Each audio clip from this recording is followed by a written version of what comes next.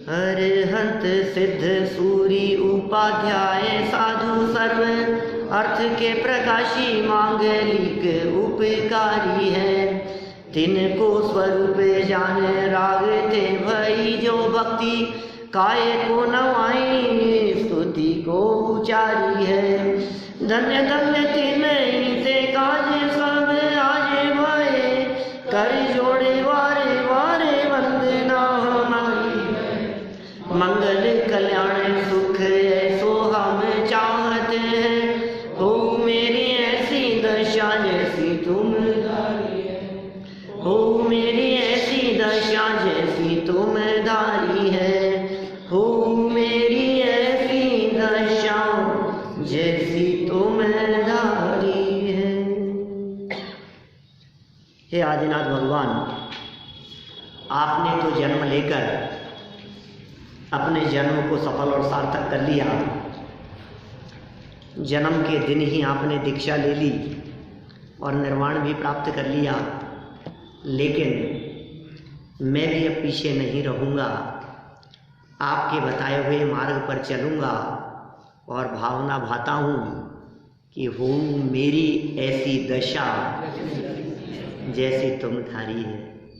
हे वितरागी जिनेंद्र देव, जैसी दशा आपकी हुई है, जिस दशा को आपने प्राप्त किया है, वैसी ही दशा मेरे ही जीवन में भी प्रकट हो जाए।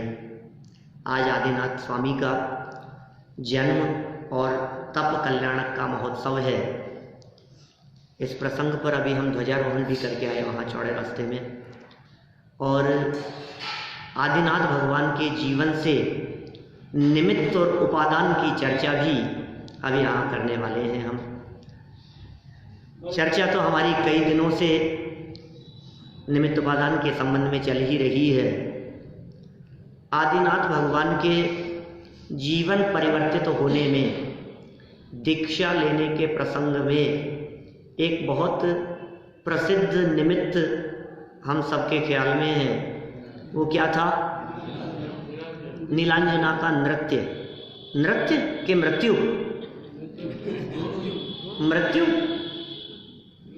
अच्छा, मेरा प्रश्न यह है कि नीलांजना की मृत्यु को देखकर ऋषभदेव स्वामी को वैराग्य हो गया।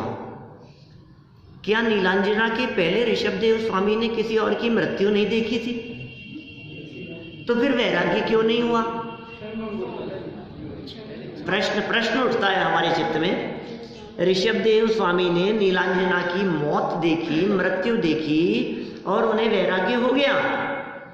लेकिन प्रश्न ये है, क्या उन्होंने अपनी 83 लाख पूर्व की एज में कभी किसी की डेथ होते हुए नहीं देखा था क्या? देखा तो था। तो फिर वैराग्य क्यों नहीं हुआ? फिर दीक्षा क्यों नहीं ली? हाँ, उपादानगत योग्यता। काम तो उपादान से होगा, निमित्त से थोड़ी ना होगा। नीलांजना की मृत्यु को देखकर क्षणभंगुरता का विचार आया, तो मृत्यु को देखना वो तो निमित्त बना। काम अंदर में हुआ। अंदर में जब वैराग्य भाव जागृत होता है तो बाहर में निमित्त भी नियम से होते हैं, मिल जाते हैं। कहाँ कहाँ कैसे कैसे निमित्त बन जाएं, ये स्वयं निमित्तों की तलाश नहीं करनी पड़ती, निमित्तों को खोजना नहीं पड़ता, निमित्तों को इकट्ठा नहीं करना पड़ता। अंदर में उपादान की योग्यता होगी तो बाहर में निमित्त अवश्य होंगे। सुनो, नीलांजना की मृत्यु को देख करके भी नहीं हुआ था, मौत तो बहुत देखी थी उन्होंने। फिर क्या बात थी? वो जो दूसरी नीलांजना, क्या बात थी बता? जग की स्वार्थ वृत्ति को देखकर, अकेली मृत्यु नहीं, मौत तो बहुतों की हुई, लेकिन एक व्यक्ति का वियोग हो गया। एक व्यक्ति का हमारी आंखों के सामने 2 मिनट पहले मनुष्यवास हो गया।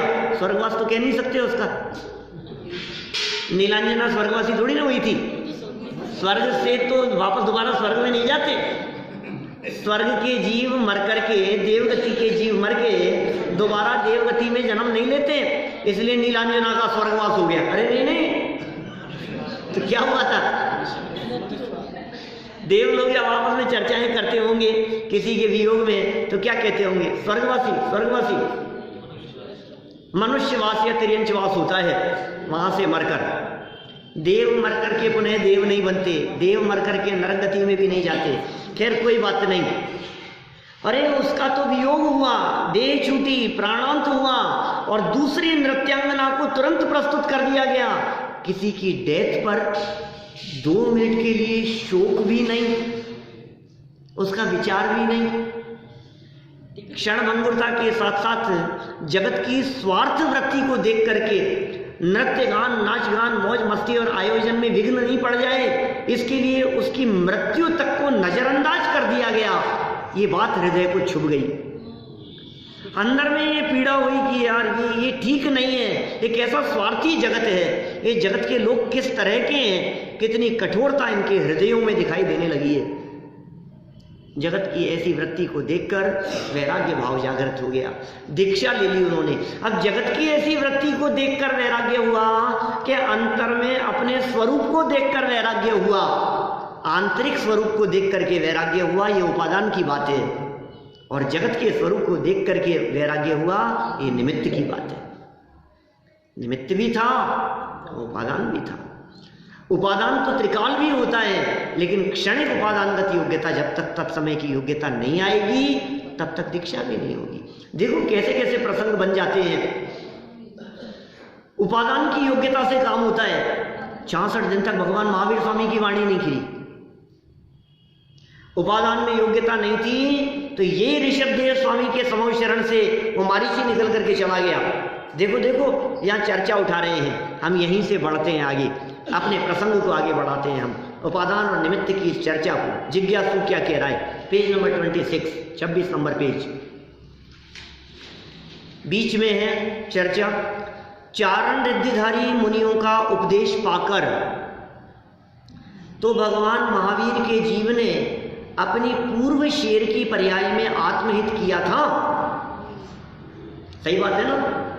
उन दोनों मुनिराजों को उपदेश पाकर के तो आत्महित किया था महावीर स्वामी के जीव ने शेर की पर्याय में। उसका ही परिणाम है कि वह जीव आगे चलकर भगवान महावीर बना। आप उपदेश रूप निमित्त का निषेध क्यों करते हो? प्रश्न है, जिज्ञासा है। आप उपदेश का निषेध क्यों करते हो? कहाँ किया था निषेध? उपदेश रूप निमित्त का निषेध कहाँ किया? नाग्यो विज्ञत्व मायाति विज्ञो नाग्यत्व मृच्छति निमित्त मात्रम अन्यस्तु गते धर्मास्तिकाय वत्। कल तो पढ़ा था, 4 बार बुलवाया था कि ना आज्ञा को विज्ञ किया जा सकता है उपदेश दे करके, अज्ञानी को ज्ञानी नहीं बना सकते, ज्ञानी को अज्ञानी नहीं बना सकते, बना लेवे देखे सिखाओ कोई। देखो भाई, तोते में पैरट पोपट उसमें बोलने की और समझने की पात्रता है, तो निमित्त बनते हैं, वो बोलने लग जाता है, सीख जाता है। लेकिन कोई कौवे को समझाए? उसको कोई नहीं समझाता है। उसकी जगह कोई और दूसरे पक्षी को समझाओ तो नहीं समझाते। देखो पशुओं में भी कुत्ते में समझने की योग्यता है, सैनी पंचेंद्रीय जीव है, उसमें समझने की पात्रता दिखाई देती है, तो कुत्तों को समझाते हैं और कितने सेंसिटिविटी उनके उसमें होती है। वो बिल्कुल एक एक चीज को बारीकी से सुन करके समझ करके इशारे से उनको समझाया सिखाया जाता है और समझ लेते हैं। उसमें समझने की योग्यता है, इसलिए समझ में आ गया। हम कहते हैं थोड़ा बहुत भैंस को भी समझाओ, लेकिन कहावत बन गई भैंस के आगे क्यों? भैंस के आगे बीन बजाना मतलब क्या हुआ? कितना भी उसको समझाओ, कितना भी सिखाओ, कितना भी पढ़ाओ, लेकिन भैंस के आगे कोई फर्क ही नहीं पड़ता उसके।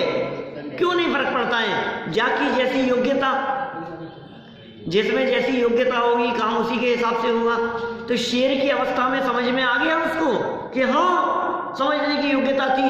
देखो मनुष्य होकर नहीं समझा और शेर होकर के समझ गया। मूंछ वाला था तब तक नहीं समझता था और पूंछ वाला हो गया शेर। तो समझ में आ गया। देखो गजब की बात, मूंछ वाला था और समझाने वाले तीर्थंकर परमात्मा जैसे थे तो समझ में नहीं आया, और पूंछ वाला चौपाया बन करके और 2-4 रिद्धिधारी सामान्य से मुनिराज और उनका उपदेश सुन करके समझ में आ गया। ये समझा रहे हैं आप, ये देखो हम उपदेश रूप निमित्त का निषेध कब करते हैं? हम थोड़ी निषेध करते हैं उपदेश का। उपदेश तो देंगे, उपदेश तो समझाएंगे, बताएंगे भी, सिखाएंगे भी, और फिर भी समझ में नहीं आएगा तो क्या करेंगे? तो समझ लेंगे इसकी पात्रता नहीं है। हमने बहुत समझाया, हमने बहुत सिखाने की कोशिश की, लेकिन फिर भी यदि कोई व्यक्ति नहीं समझा तो क्या करें? बोलो। तो उपादानगत योग्यता का विचार कर, उपादान के स्वरूप के संबंध में विचार कर, मस्त रहेंगे, प्रसन्न रहेंगे। उपादान के स्वरूप का विचार कहलाता है वस्तु स्वरूप का विचार। वस्तु स्वरूप विचार खुशी से सब दुख संकट सहा करे। सहने में कष्ट नहीं है, वहां सहजता है। ये जो सहा करे शब्द का प्रयोग किया है वो सहजता के अर्थ में किया है। देखो हम उपदेश रूप निमित्त का निषेध कब करते हैं? हम तो निमित्त के कर्तृत्व का निषेध करते हैं। क्या कह रहे हैं भाई साहब? हम उपदेश का निमित्त नहीं कर रहे, निषेध नहीं कर रहे उसका, लेकिन उपदेश देने से सीख गया ऐसा कर्तृत्व का वजन अपने माथे पर मत रखना। कौन सिखाए किसको, कौन समझाए? समझाने वाले बहुत हों तो समझ में नहीं आए, और समझाने वाला कोई ना हो तो समझ में आ जाए। पिताजी कहते कहते मर गए, बेटा पढ़ा कर, बेटा मंदिर जाया कर, बेटा ऐसा किया कर, क्या सोता पड़े रहता है, सुबह जल्दी उठाकर, कहते कहते मर गए, स्वर्गवास हो गया, देहावसान हो गया, नहीं समझ में आया पूरे जिंदगी भर। और आज जब वे नहीं रहे तो उनकी कही गई बातें याद आती है, तो याद आती है वो कहा करते थे। अब समझिए, अब कौन समझा रहा है? कौन समझा रहा है? खुद ही समझ रहे हैं। ज्ञान ही समाधान कारक है, ज्ञान में से ज्ञान का समाधान मिलता है भाई साहब। दूसरे के समझाने से समझ में नहीं आता, समझ अंदर से आती है। समझाने से समझ में आए तो हम कुछ ऐसी चीज दें आपको कि आप भी समझ जाओ, आप भी समझ जाओ, आप भी समझ जाओ, आप भी समझ जाओ, आप भी, सब हमारा बस चले तो हम 3 लोग के सब जीवों को समझा दें। हमारा बस चले तो एक एक व्यक्ति को समझा दें हम। हमारा बस चले तो अभी हम वहां सबको समझा देते जितने लोग वहां थे उस आयोजन में। लेकिन क्या करें, हम कहते भी हैं अपनी बात, हम अपनी बात भी कहेंगे, हम आपके साथ भी खड़े होंगे, हम आपके कार्यों की अनुमोदना नहीं भी करेंगे, हम अपनी बात भी कहेंगे। जिनके समझ में आने की योग्यता होगी उनके समझ में भी आएगी। हाँ, लेकिन अपने अनुसार काम नहीं हो रहा हो तो वहाँ खड़े ही नहीं हो, वहाँ जाए ही नहीं हम, तो चांस ही नहीं। हमारी तो भावना है, समझेंगे तो समझेंगे, हम सही बात बताएंगे तो सही। हम खड़े होंगे तो हमसे कई लोग डरेंगे तो सही, उनको भय तो होगा कि यार ये खड़े हैं, यार इनके सामने ये ऐसा नहीं करते हैं, ये इसके विरोधी हैं, सावधान रहना, ये इनके सामने ऐसा काम। तो इसका मतलब थोड़ा बहुत जो भय होगा किसी के हृदय में हमें देख कर के ही, कोई बात नहीं। फिर उनमें भी जिनको समझना होगा समझे, जिनको नहीं समझना होगा नहीं समझे। क्या कह रहे हैं यहाँ? यदि उपदेश से ही आत्महित होता है तो उपदेश तो बहुत जीव सुनते हैं, सबका हित क्यों नहीं हो जाता? बोलो। न मालूम कितने यहाँ आए और कितने चले गए। बोलो। सैकड़ों लोग हैं, हजारों लोग, आज तक यदि पुराने समय से लगाओ तो हजारों लोग ऐसे हैं जो यहाँ आए और सुन सुन करके चले गए। योग्यता ही नहीं, ठीक है। जिनकी पात्रता थी वे आए और बैठ गए, और आप इतने लोगों में से भी कुछ लोग कुछ दिन के लिए गायब हो जाते हैं। क्या करें? फिर कभी एकदम लगती है अरे यार चलो वापस शुरू करते हैं। ऐसा हो जाता है कि नहीं कभी कभी? तो कैसे हो गया? अरे हम कहाँ गायब होंगे, हम तो जहाँ जाएंगे यही करेंगे, प्रवचन के अलावा और कुछ आता ही नहीं है हमारे को। हम क्या करें? हमें तो सिर्फ ये कहना है कि कितने मतलब लोग आते हैं, सुनते हैं, अच्छा भी लगता है, फिर रेगुलर भी रहते हैं, फिर उसके बाद में क्या होता है, फिर कुछ एकदम क्या होता है, 2 5 10 दिन शादी विवाह का कुछ कार्यक्रम हो गया, कहीं जाना पड़ गया, तो फिर लिंक टूट गई, धारा टूट गई, अब टूट गई तो फिर टूट ही गई, फिर कोई बात नहीं। अब अपन भी मस्त हो गए घर गृहस्थी के कामों में। फिर कभी किसी ने थोड़ी सी प्रेरणा दी, कुछ उपदेश दिया, कोई बात कही, तो भी फिर लग गई तो लग गई, आ गए तो आ गए, ठीक है चलता है, कोई बातें। उपदेश तो बहुत सुनते हैं, क्या वाक्य दिया है, उपदेश तो सभी सुनते हैं, फिर सबका हित क्यों नहीं हो जाता। भगवान महावीर के जीव का हित आदिनाथ स्वामी के जमाने में ले चल रहे हैं। आज आदिनाथ स्वामी का दीक्षा कल्याण दिवस। अब जन्म से तो क्या सीखेंगे हम, लेकिन दीक्षा तक तो उनकी पूरी जिंदगी आ गई ना एक प्रकार से, जन्म से लेकर के दीक्षा तक। इसका मतलब ऋषभ देव स्वामी की लाइफ का है 83 लाख पूर्व का काल, और फिर दीक्षा ली उन्होंने, और फिर उपदेश चालू हो गया तुरंत ही। आज ही दीक्षा ली, 1000 वर्ष लगे उनको केवल ज्ञान प्राप्त करने में, और केवल ज्ञान प्राप्त होते ही फिर उपदेश शुरू हो गया उनका। तो क्या कह रहे हैं, भगवान महावीर के जीव का हित मारीची के भाव में ही क्यों नहीं हो गया। आर्यव कौन था मारीची? मारीची कौन था? हाँ टीप ले बेटा मम्मी से। कौन था? आदिनाथ स्वामी का राजा ऋषभ देव के बेटे का बेटा। मारीची और ऋषभ देव, राजा ऋषभ देव में क्या रिलेशन थे? मारीची के दादाजी थे, जैसे तेरे दादाजी बैठे ना यहाँ, क्या ऐसे ऐसे मारीची के दादाजी कौन थे?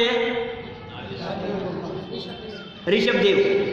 ऋषभ देव दादाजी थे, और वो समझा रहे थे। किसको समझा रहे थे? जैसे तुम्हारे दादाजी तुमको समझाते हैं, यार दादा यार बाबा यार आते यार, क्या पुराने जमाने की बातें करते हो आप, ऐसे साध्य ऐसा होता है क्या? अपने को ऐसा लगता है कि कभी कभी ये क्या पुराने जमाने की बात। अरे कहाँ आपका जमाना, अपन तो टेक्नोलॉजी वाले हैं, अपन तो नए जमाने वाले हैं, ऐसी बातें करते हैं ना। ये जनरेशन गैप वहाँ भी वैसे ही था। ये हर युग में हुआ करता है, हर समय, ये सदा काल से ऐसी परिस्थितियां हैं। आप अपने पिताजी और दादाजी को ऐसे ही देखते थे और अपने आप को अप टू डेट देखते थे। क्या आज क्या हो गया है कि आपके बच्चे और पोते आपको आउट ऑफ डेट कहते हैं क्या? लेकिन क्या होगा, थोड़े काल बाद में उनको भी उनके बच्चे पोते आउट ऑफ डेट कहेंगे। क्या ये कोई झगड़े वाली बात नहीं है, कोई विवाद की बात नहीं है, ये तो जनरेशन गैप है, ऐसे ही होता है, इसमें क्या है। तो ऋषभ देव और मारीची के बीच में जनरेशन गैप था कि नहीं था? क्या बात कर रहे हो, दो पीढ़ी का फर्क तो था ही। भरत जी और भरत जी के बेटे, तो ये कह रहे हैं वहां क्यों नहीं समझा मारीची के भाव में? क्या वहां सद निमित्तों की कमी थी? बोलो, निमित्तों की बात कर रहे हो ना आप, वहां क्या निमित्त नहीं थे? और निमित्त क्या? सद निमित्त, अच्छे निमित्त। उस भाव में, उस जन्म में पिता चक्रवर्ती भरत, सुनो तो सही, पिता कौन थे? चक्रवर्ती, और धर्म चक्र के आदि प्रवर्तक भगवान ऋषभ देव बाबा थे, उसके दादा थे। ऋषभ देव उसके दादा थे। और फैमिली में कौन कौन थे? उनके एक चाचा थे बाहुबली, मारीची के चाचा। तो एक चाचा कामदेव, पिताजी चक्रवर्ती, दादाजी तीर्थंकर, और दादाजी के पिताजी माने पिताजी के दादाजी अंतिम कुलकर, और एक और चाचा वो पहले गणधर वृषभसेन, वो भी चाचा थे। वृषभसेन भी प्रथम गणधर थे ऋषभ देव स्वामी के, 84 गणधरों में पहले गणधर। एक और दूसरे चाचा अनंत वीर्य, वो सबसे पहले मोक्ष गए, इस युग में सबसे पहले मोक्ष गए। ऋषभ देव स्वामी से भी पहले, बाहुबली स्वामी से भी पहले, सबसे पहले मोक्ष गए। एक चाचा अनंत वीर्य, और बुआएं ब्राह्मी और सुंदरी, वो बुआ थी उनकी। भरत जी की बहनें थी, वो दोनों बुआएं प्रथम आरिकाएं थी, सर्वप्रथम उन्होंने दीक्षा ली। और उनके भाई 923 वो नित्य निगोद से निकले थे, उसी भाव से मोक्ष जाने वाले। क्या फैमिली बैकग्राउंड कितना स्ट्रांग था उसका। फिर क्या हुआ बताओ, फिर भी क्यों नहीं समझा, आखिर वो क्यों नहीं समझा। भरत जी ने थोड़ा ध्यान नहीं दिया हो, लड़का हाथ से निकल गया, ध्यान नहीं दे पाए। क्या हुआ होगा, हुआ क्या था, होनार नहीं थी, हुआ क्या था, उपादान की योग्यता नहीं थी। समझाने वाले कितने भी हों, कितना भी अच्छा माहौल हो, कितने भी अच्छे अच्छे लोग हों चारों तरफ, लेकिन उसके बावजूद भी कौन चाहता था कि उसमें गलत संस्कार पड़े। लेकिन हो गया तो हो गया, किसके करने से क्या होता है। देखो भगवान ऋषभदेव के समूह शरण में उनका उपदेश सुनकर, इसका मतलब उपदेश भी सुना था उसने, एक दो दिन नहीं कई दिन सुना था कि साहब इतने दिन से उपदेश सुन रहे हैं, फिर भी क्या करें, कई दिनों तक उपदेश सुना। फिर क्या हुआ, उपदेश सुनकर एक दिन उपदेश में एक बात आ गई। क्या बात आ गई उपदेश में, किसी ने पूछ लिया सभा में, क्या पूछा कि हे तीर्थंकर परमात्मा, आप जिस तरह से इस काल में, इस युग में ये धर्म तीर्थ का प्रवर्तन कर रहे हैं, आपका जिस तरह से समूह शरण लगा हुआ है, जिस तरह आपकी दिव्य ध्वनि खिल रही है, जिस तरह ये छत्र चमर भामंडल, जिस तरह से ये देव लोग भी आपकी दिव्य वाणी सुनने के लिए आ रहे हैं, त्रियंश भी आपकी वाणी सुन रहे हैं, तीन तीन गतियों के जीव जिस तरह से आपके उपदेश को सुन रहे हैं, क्या इसी तरह का समूह शरण यहाँ सुनने वाले लोगों में भी किसी और का होगा, कभी लगेगा? क्या ये धर्म तीर्थ का प्रवर्तन कभी आगे और होगा? कोई तीर्थंकर बनने वाला जीव है क्या? तो पता है क्या हुआ, भगवान ऋषभदेव की दिव्य ध्वनि में, उनके केवल ज्ञान में, उनकी दिव्य वाणी से ये बात निकली कि हाँ ये बैठा है यहाँ एक जीव, ये 24वां तीर्थंकर बनने वाला है। जय हो जय हो, तालियां, बहुत अच्छा। अरे साहब बहुत खुशी की बात है। सब लोगों को क्या लगा होगा आज बताओ, अपने यहाँ सभा में बैठे हुए इतने लोगों में से किसी व्यक्ति के बारे में कह दिया जाए, ये व्यक्ति है ना, इनको भगवान ने देखा है कि ये थोड़े दिनों में वहां जाकर के फिर ऐसे ऐसे होकर के फिर भगवान बनने वाले हैं, तो मजा आएगा कि नहीं आएगा? और सब लोग प्रवचन खत्म होने के बाद में बधाई देंगे कि अरे यार तुम्हारे तो यार गजब, यार तुम तो तीर्थंकर बनने वाले हो, गजब बात है, कितनी अच्छी बात थी। लेकिन मारीची समझदार था कि मूर्ख था, क्या कहें उसको, वो तो निकल गया बाहर निकल गया। ये सुनकर के ये बात पसंद नहीं आई उसको, राजन जी साहब, बात ही पसंद नहीं आई। तीर्थंकर बनेंगे भगवान नहीं, तीर्थंकर 24 में तीर्थंकर बनने वाले हैं, इसी 24 में ये बात उसको पसंद नहीं आई और निकल करके बाहर चला गया। और बाहर जाकर के दरवाजे पर खड़ा होकर के लोगों को विरोध करने लगा, अंदर जाने वालों को रोकने लगा। कहाँ जाते हो अंदर? वो पुराने जमाने की बातें बताएंगे बूढ़े बाबा, अपने जमाने की। मैं बताता हूँ तुम्हारे को नए जमाने की बात। धर्म क्या होता है, धर्म कैसे होता है, सिखाना शुरू, बाहर समझाने लगे, बाहर सिखाने लगे, विरोध करने लगे। क्यों भैया? ये बात सुनकर के विरोध का भाव कि हाँ कल तो हमने कही थी ऐसी बात, एक ही वाक्य सुनकर के एक व्यक्ति को विरोध का भाव हो, एक व्यक्ति को प्रसन्नता का भाव हो, किस व्यक्ति के चित्त में कैसा भाव आएगा, ये उसकी योग्यता पर निर्भर करता है। घटना एक, और उस घटना को देख करके अलग अलग लोगों के परिणाम अलग अलग प्रकार के। बात तो अच्छी कही थी, विरोध में तो कही नहीं थी बात, विरोध के लिए तो कही नहीं थी। फिर क्यों हुआ ऐसा? एक बार ऐसी देवलाली में कक्षा चल रही थी, क्रमबद्ध पर्याय की कक्षा ले रहा था, सन 2005 की बात है। और ऐसे सभा चलते चलते ये क्रमबद्ध की चर्चा चलते समय कि देखो उन्होंने उसी समय कह दिया था, मारीची के 24वां तीर्थंकर, एक कोड़ा कोड़ी सागर पहले कह दिया था। इस तरह से क्रमबद्ध बतलाया जा रहा था। बीच में हमारे एक किरण भाई हैं वहाँ, वे बोले, उन्होंने प्रश्न किया, पंडित जी एक बात बताओ। मैंने कहा बोलो भाई। बोले ऋषभ देव तो केवल ज्ञानी थे। मैंने कहा हाँ। बोले उनको तो सब बातें पता थी कि क्या होने वाला है, क्या क्या होगा, सब बातें जानते थे। तो उनको ये भी पता था कि नहीं, कि ऋषभ देव नहीं, ये मारीची ये 24वां तीर्थंकर बनेगा। मैंने कहा मालूम था। अच्छा, उनको ये भी पता होगा कि ये अभी यहाँ से विरोध करके बाहर चला जाएगा, ये भी उनके ज्ञान में झलक रहा होगा, केवल ज्ञानी थे ना। मैंने कहा हाँ झलक रहा था। प्रश्न क्या है आपका, ये बताओ, पूछना क्या चाहते हो आप, ये सब बातें तो ठीक है। बोले मेरा प्रश्न ये है कि यदि उनको इस बात का पता था, केवल ज्ञानी थे, कि मैं बोलूंगा और ये निकल करके चला जाएगा और 363 विपरीत मत चला देगा, तो फिर ऋषभ देव ने आखिर ये सब बोला ही क्यों? नहीं बोलते हैं,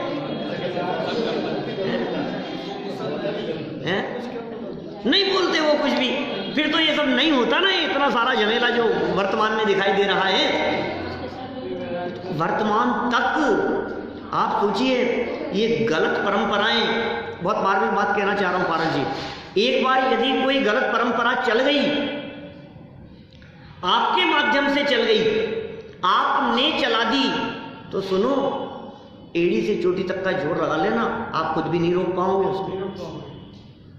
जो गलत परंपरा आपने चला दी है, आपने यदि जिन मंदिर में, धर्म क्षेत्र में, धार्मिक आयोजनों में किसी तरह की कोई गलत परंपरा का प्रचार कर दिया, गलत परंपरा चला दी, कोई चला दी गई है, उसका साक्षात उदाहरण है ये मारीची। क्योंकि ऋषभ देव के काल में इस मारीची ने जो 363 मत चलाकर ग्रहित मिथ्यात्व चलाया, वे स्वयं भगवान महावीर बनकर के भी, तीर्थंकर बनकर के भी उनको मिटा नहीं सके। बोलो, खुद ने चलाए थे, अब तो तीर्थंकर बन गए, 24वें तीर्थंकर। अब तो इतना प्रचार प्रसार करो कि वो ग्रहित मिथ्यात्व, वो अन्य मताओं लंबी 363 क्रियावादी, अक्रियावादी, विनयवादी, अज्ञानवादियों के जो मत संप्रदाय वर्तमान में चल रहे हैं, किसके चलाए हुए हैं? इन्हीं के चलाए हुए हैं, महावीर स्वामी। अब ये तो भगवान बन गए, वितरागता का पोषण किया। अब उसका क्या हुआ? कि खूब करेंगे प्रचार, कितना भी कर लो, तीर हाथ से निकला, अब आप वापस नहीं आएगा वो, अब आपके हाथ से छूट गया। अब आपने जो बात कह दी, आपने जो प्रचार कर दिया, अब उसको रोको, अब नहीं रुकेगा, अब रोके से नहीं रुकता। ये ऐसी दौड़ है, ऐसी आंधी है जो रुकती नहीं। देखो भाई, समझाने वाले तो बहुत थे, क्या कमी रह गई थी ये बताओ, क्यों नहीं समझ में आया ये बताओ। विरोध का भाव उत्पन्न किया था वहां पर, तो उपदेश सुनकर के भी विरोध का भाव व्यक्त किया था। क्या उनके उपदेश में कोई कमी थी? क्या कहोगे आप, उपदेश में कमी थी? काम होने का काल नहीं आया था? क्या कहोगे आप, काम होने का काल नहीं आया था? समझने का काल आया तो वहां आ गया, और यहां समझने का काल नहीं आया था, तो कितना भी समझाओ, कौन समझ, हम आप लोग, अब आपको मैं समझा दूंगा, मैं समझा दूंगा, तो क्या समझा देगा?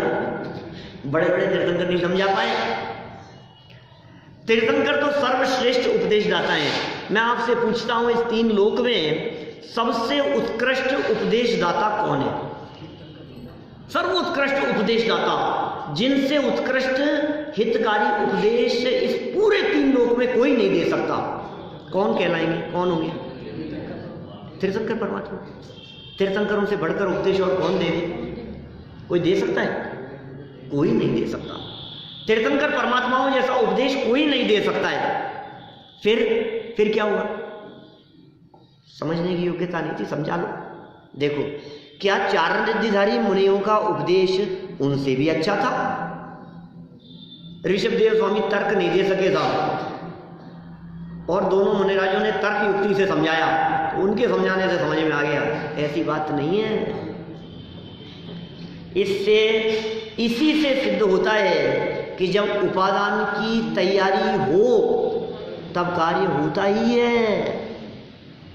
तैयारी उपादान की चाहिए, और उस समय योग्य निमित्त भी होता ही है। तैयारी उपादान की होगी तो योग्य निमित्त भी होता ही है योग्य निमित्त भी, उसे खोजने नहीं जाना पड़ता। क्या करूं साहब, मेरे सम्यक दर्शन का काल आ गया है, अब मुझे सम्यक दर्शन लेना है, कोई निमित्त तो दिखाई नहीं दे रहा है, कोई तो निमित्त आया कहीं से, अब कैसे सम्यक दर्शन लूंगा, हिरण को फाड़ करके खा रहा हूं, कुछ भी नहीं दिख रहा है। तो चिंता मत कर, तू तो अपना काम कर, तेरे अंदर पूरी तैयारी होगी तो बाहर में वैसी योग्यता मिलेगी। देखो होता है ऐसा, कहते हैं ना, आप जब किसी काम को दिल से करने की ठान लेते हैं, क्या वो डायलॉग है उसका, आर्यों को याद होगा शायद, पता नहीं मेरे को, तो पूरी कायनात उसको है, किसका पता नहीं भैया, मुझे तो आता नहीं है। क्या ये हमारे डायलॉग के सारे काम सब आर्यों के उसमें है। माने कोई बात नहीं, कुल मिला के भाव ये है कि आप जब किसी काम को दिल से करने की ठान लेते हैं, आपकी उत्कृष्ट भावना होती है जब ये काम करना ही करना है, एनी हाउ, कुछ भी हो जाए, ये काम करना है, बस कैसे होगा मुझे नहीं मालूम, लेकिन ये काम होगा, ये काम करना है, तो फिर सारी प्रकृति उस काम को उस और करने के लिए जुट जाती है। ऐसा कहा जाता है, माने वो सारे बनाव वैसे बन जाएंगे, वो वातावरण वैसा बन जाएगा, वो माहौल वैसा बन जाएगा, पूरी कायनात उसके लिए क्या, उसको मिलाने के लिए इकट्ठी हो जाएगी। माने ये वर्गणाएं जो हैं, हम सोचा भी नहीं था कैसे होगा, लेकिन हो जाता है वो काम, उसी तरह से हो जाता है। आपने यदि सोचा हो, दृढ़ संकल्प यदि आपका हो किसी काम को करने के लिए, और आपकी भावना हो, बीच बीच में नेगेटिव पॉइंट नहीं आते हो, पता नहीं यार सोच तो रहा हूँ, ऐसा नहीं, तो कैसे नहीं, ये काम तो अब मुझे नहीं मालूम, लेकिन ये काम ऐसा होगा। अब अंदर में जब ऐसी तैयारी होती है, सम्यक दर्शन की ऐसी पात्रता हो गई, ऐसी योग्यता हो गई, पुद्गल परमाणु भी, वो वातावरण भी, वो सब निमित्त बन जाते हैं, जो होंगे निमित्त बन जाएंगे, सब आपके अनुकूल हो जाएंगे, मौसम भी बदल जाएगा, वातावरण भी बदल जाएगा, बरसात भी हो जाएगी, सब जो आप जैसा चाहेंगे तो अपनी इच्छा की वजह से, अरे इच्छा की बात नहीं है, क्योंकि काम होना होता है तो विकल्प भी वैसे ही आते हैं। आपको जो विकल्प आ रहे हैं, ये विकल्प इस बात को दिखा रहे हैं कि इस दिशा, आपको विकल्प यदि जौहरी बाजार से समझ लो, आप सांगानेरी गेट के बाहर निकलने का विकल्प आ रहा है, तो इसका मतलब ये है कि आपकी हल्दियों के रास्ते से निकल करके गाड़ी लेफ्ट साइड में घूमेगी। नियम नहीं है, लेकिन जैसे आपको विकल्प आ रहे, काम होने के पहले काम संबंधी विकल्प भी आते हैं, और विकल्पों की दिशा इस बात को निर्धारित करती है कि इनकी गाड़ी कहाँ जाएगी,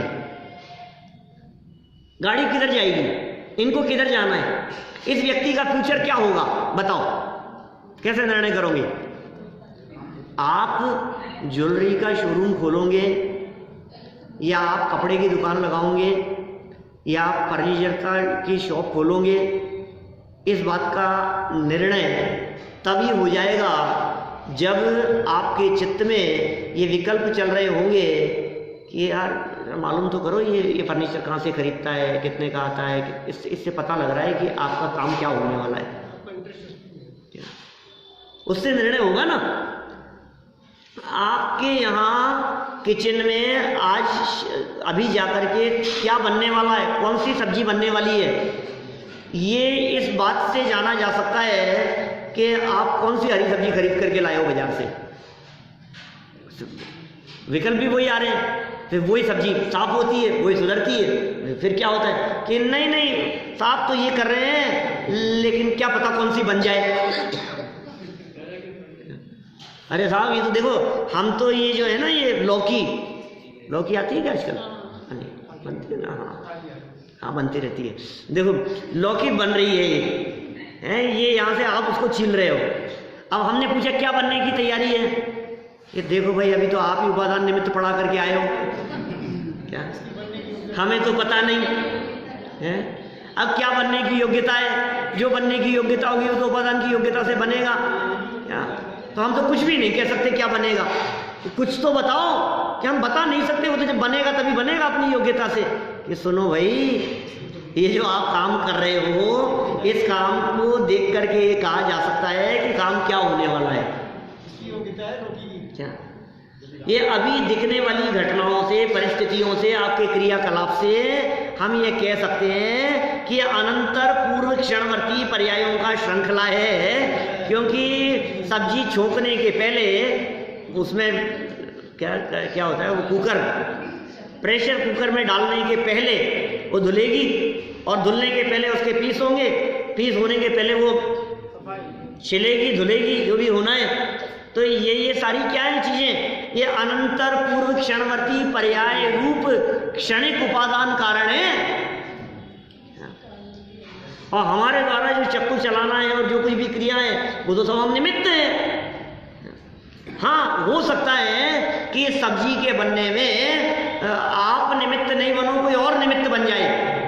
ये क्या बात कर रहे हो साहब? अरे तुम्हें चक्कर आ जाए, तुम्हें भी बैठना पड़ जाए, तो बेटा तुम छोकना जरा वो निमित्त बन जाएंगे। क्या होगा? किस काम में कौन निमित्त बनना है वो अलग मैटर है। निमित्त तो कहीं भी हो जाएगा। उपादान की योग्यता होती है तो निमित्त तो आसमान से उतर कर आ जाते हैं। आप में यदि सुनने की पात्रता होगी, सुनने की योग्यता होगी, तो संजीव गोदा रहे चाहे न रहे, कोई और आएगा, कोई और सुनाएगा, बोलना चलेगा। ये तो ऐसा ही चलता है। और कितने आज के पहले, अभी के पहले कितने विद्वान आए और चले गए, ये कह करके हम समझाएंगे, हम समझाएंगे, तो चले गए समझाने वाले। फिर अरे अब क्या होगा, इनकी तबीयत खराब हुई, अब क्या होगा, अब कौन समझाएगा, इनके बाद में क्या होगा। महावीर जी चावड़ा साहब को कितना विकल्प आता था, अब क्या होगा, आपके बाद क्या होगा, कुछ तो होना चाहिए, चिंता मत करो, जो होगा हो जाएगा। मुझे भी विकल्प रहता है, मैं नहीं रहूंगा तो फिर क्या होगा, तुझे का विकल्प है जो होगा होगा। सुनने वालों की योग्यता होगी तो सुनाने वाले भी मिलेंगे, सुनाने वाले के सुनाने की योग्यता होगी तो सुनने वाले भी मिलेंगे। क्या साहब मैं तो सुनाना चाहता हूँ लेकिन कोई सुनने वाला नहीं मिलता, ये सब मिलेंगे। अरे साहब कितने डॉक्टर हैं आज के समय में, मैं मेडिकल लाइन में जाऊंगा क्या तो कौन मिलेगा यार, कौन आएगा? हर डॉक्टर के यहाँ भीड़ लगी रहती है, अपने यहाँ कौन आएगा? एक से अच्छे बड़े बड़े डॉक्टर हैं। आज इस दुनिया में इंजीनियर्स की कमी है क्या? बहुत इंजीनियर है। तो यदि मैं इंजीनियरिंग करूंगा तो मेरे को क्या काम मिलेगा? आज कितने सीए हैं दुनिया में, बतलाओ मेरे को।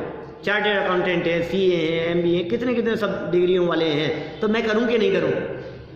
कितने सीए हैं यार, सबके हैं। अब कोई है ही नहीं ऐसा। मैं किसके अकाउंट देखूंगा, मैं क्या करूंगा, मैं मेरे पास कौन आएगा?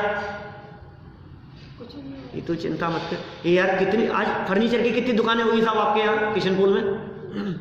बहुत सारी हैं। तो अब नई फर्नीचर की दुकान खुलेगी तो उसको ग्राहक मिलेंगे कि नहीं मिलेंगे? सबको मिलेंगे। क्यों चिंता करते हो? तुम तो दुकान खोलो, ग्राहक अपने आप इसकी परवाह नहीं करते। जिस तरह से जगत में परवाह नहीं करते, जिनकी योग्यता होती है, जिनका आना होता है, जिनका सुनना होता है, जिनका समझना होता है, जिसमें पात्रता होती है। काम तो उपादान की योग्यता से होता है। इस बात को अपने यहाँ दिमाग में सेट कर लेना। निमित्त बोले जो होगा वो निमित्त बन जाएगा, चिंता मत करो। कितनी चीजें सोचते रहे, इनका क्या होगा, इसकी शादी होगी कि नहीं होगी, हैं, इसको अच्छा लड़का मिलेगा कि नहीं मिलेगा, इसको अच्छी लड़की मिलेगी कि नहीं मिलेगी, इसके साथ ऐसा होगा कि नहीं होगा, इसका क्या होगा पता नहीं, ये तो पढ़ता ही नहीं, ये पास भी होगा कि नहीं होगा। करते रहो, दिमाग लगाते रहो, अपना सर पकड़ दो तुम। तो ये उपादान की बात समझ में नहीं आ रही है।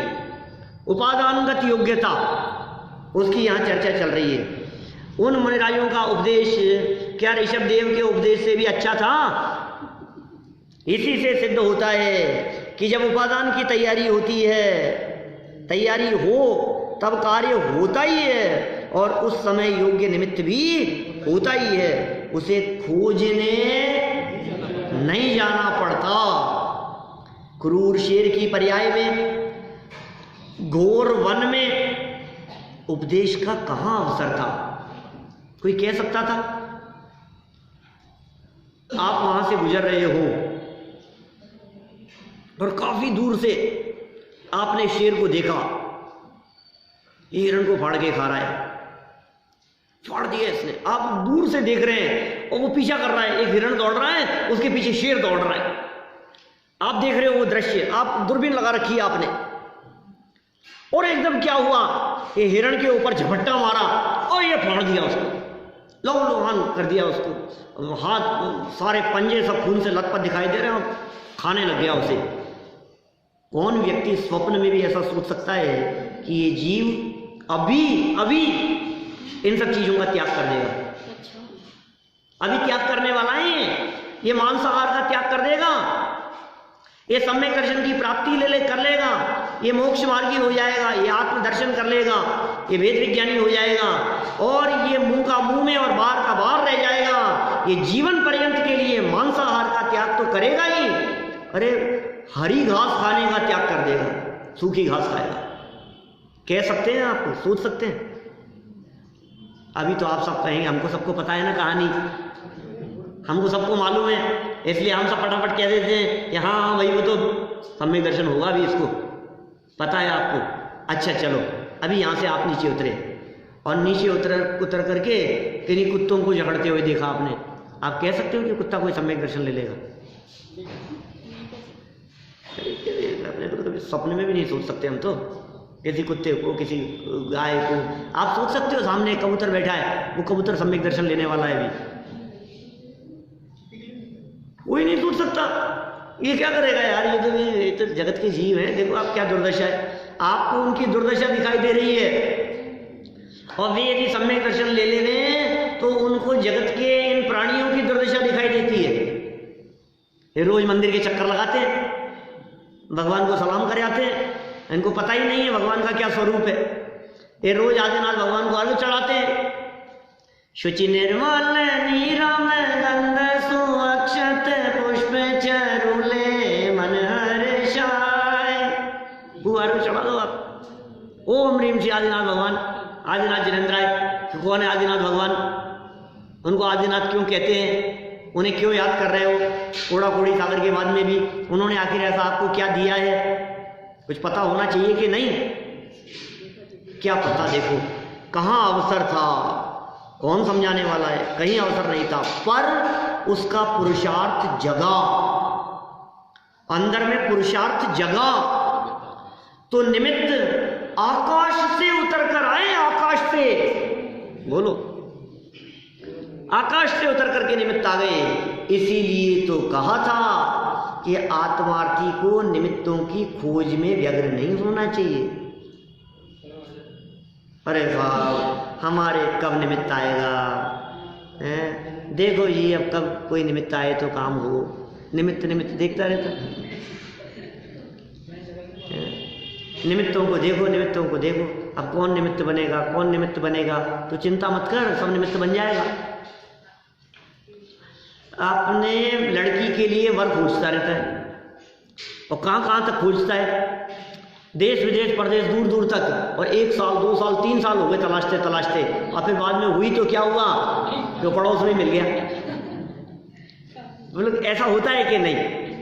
प्रैक्टिकल इस तरह की घटनाएं घटती हैं कि नहीं? हम कहाँ जाकर के तलाश करे आए, कहाँ जाकर के खोज आए, अब सालों लगा दिए, और नहीं होनी थी तो नहीं हुई। और कभी कभी तो ऐसा भी होता है जिनको मना कर दो, क्या, ये तो हमारे परिवार में घटी ऐसी घटना, हमारे ताऊ जी के, मैंने 4 साल पहले देखा था, फिर मना कर दिया, और फिर 4 साल बाद में फिर उसी से हो गई। उसके बीच में कई लड़कियां देख ली, तो ऐसा भी हो जाता है। निमित्त नहीं होता ये कौन कहता है? नहीं होता ये नहीं कह रहे हम, पर निमित्तों को खोजना भी नहीं पड़ता है।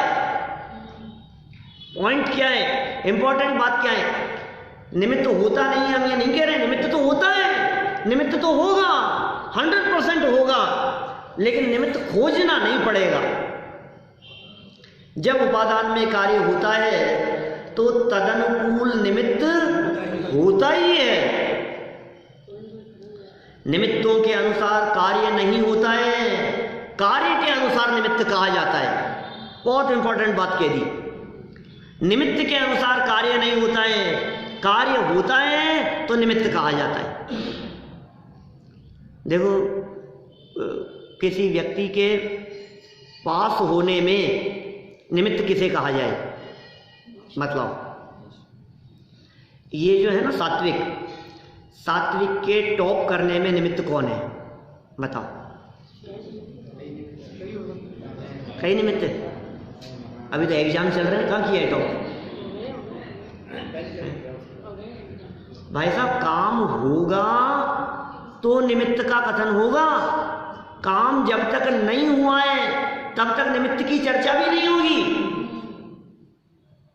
पॉइंट समझ में आ रहा है कि मैं क्या कह रहा हूं? काम हो तो निमित्त होता है, काम नहीं हो तो निमित्त नहीं कहा जाता। बोलो, मेरे ज्वेलरी का शोरूम खोलने में कौन निमित्त है? आप खोल रहे हो क्या? जब खुलेगा तो कोई निमित्त बन जाएगा। मुझे नहीं खोलना है, कुछ भी मुझे नहीं करना है। मैं तो बता रहा हूं, जब कोई काम होता है तो उस काम के योग्य निमित्त भी होता है। बहुत सुंदर एग्जाम्पल देकर के यहाँ चर्चा की है। मैं इसी एग्जाम्पल से कल चर्चा को आगे बढ़ाऊंगा। आज तो इतना ही समझ लीजिए आप कि ऋषभदेव स्वामी जैसे भी मारीची के लिए योग्य निमित्त नहीं बने, लेकिन फिर भी हम दावे के साथ ये कह सकते हैं कि आज युग तक इतने करोड़ों वर्ष, करोड़ों अरबों, अनगिनती असंख्यात वर्षों के निकल जाने पर भी आज भी ऋषभदेव के द्वारा बतलाया गया मार्ग वो जगत के जीवों को पथ प्रदर्शन कर रहा है। ऋषभदेव स्वामी ने जो मार्ग बतलाया, उन्होंने जैसा अपने जीवन को बिताया और जिस तरह से उन्होंने आज जन्म के दिन दीक्षा धारण की, माने उन्होंने अपना जन्म दिवस संयम अंगीकार करके बनाया, उसी तरह से हम भी भावना पाते हैं कि हमारा ये मनुष्य जीवन भी संयम और साधना पूर्वक बीतेगा। हमारे भी जीवन के जो क्षण हैं वो धर्म आराधना पूर्वक बीते। हमारा काल जिन धर्म की शरण में, इसकी छत्र छाया में आत्म कल्याण करते हुए बीते। इसी भावना से बात को यहीं विराम दें।